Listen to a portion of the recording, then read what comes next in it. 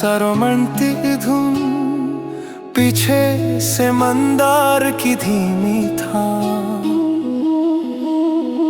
मोर जवारा तोर नाम लेके धड़कत है मोर जिया।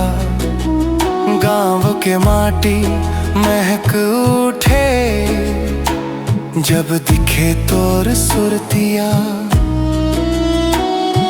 सावन के पहली फुहार जैसे भींजा दे था सोर सपना। तोरे बिना सूगा मोर अधूरा लागे हर सपना। तोर बात सुन के मोला मुस्कान आवत है। मोर भीतरी छुपे माया तोर नाव गावत है।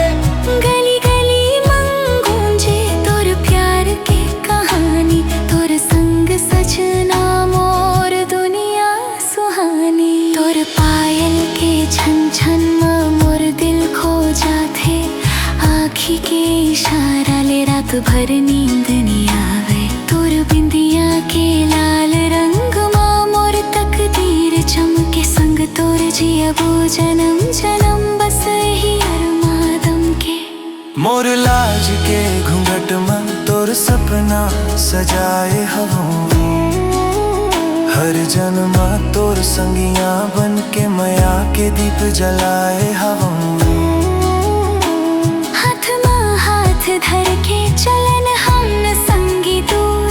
तोर संग मोर जिंदगी जैसे चांद होनो। मोर जवारा मोर माया के सहारा। तोर बिना सोना लागे जग सारा। मोर जवारा दिल के उजियारा। संग तोर लिखबो हम किस्मत के धारा।